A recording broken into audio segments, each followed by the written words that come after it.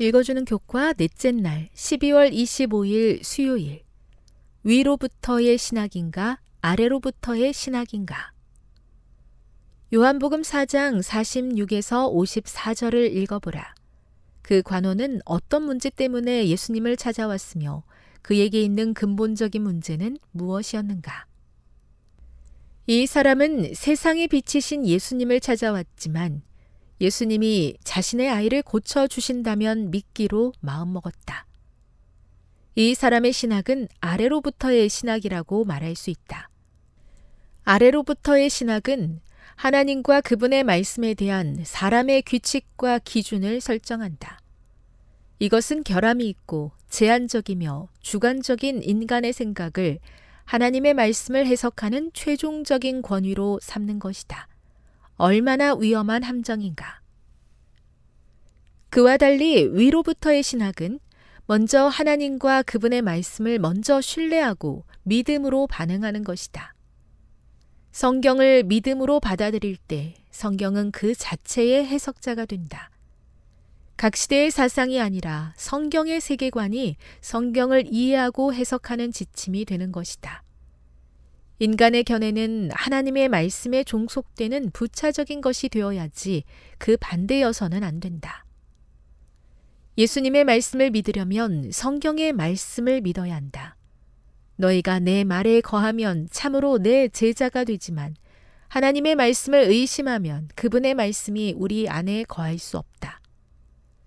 나를 저버리고 내 말을 받지 아니하는 자를 심판할 이가 있으니 곧 내가 한 그 말이 마지막 날에 그를 심판하리라. 내가 내 자의로 말한 것이 아니요 나를 보내신 아버지께서 내가 말할 것과 이를 것을 친히 명령하여 주셨으니. 요한복음 12장 48, 49절. 하나님의 말씀을 듣는다는 것은 수동적으로 정보를 받아들이는 것 이상이다. 그것은 하나님의 뜻을 행하는 것이다. 이것이 말씀을 들을 때 나타나는 능동적인 반응이다. 사람이 하나님의 뜻을 행하려 하면 이 교훈이 하나님께로부터 왔는지 내가 스스로 말함인지 알리라. 또 하나님의 말씀을 듣고 행하는 것은 그분에 대한 사랑의 표현이다.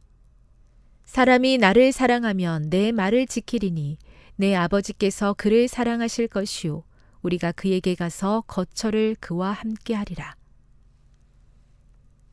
교훈입니다. 인간의 견해는 하나님 말씀에 종속되어야 하며 성경 말씀을 믿어야 한다.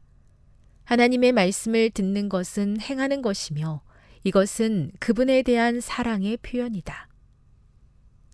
묵상. 예수님을 향한 우리의 사랑과 순종 사이에는 어떤 관계가 있습니까? 적용. 어떤 방식의 순종일지라도 사랑에 기초하지 않은 순종은 율법주의가 될 위험이 있는 이유는 무엇입니까? 영감의 교훈입니다. 순종으로 나타나는 사랑.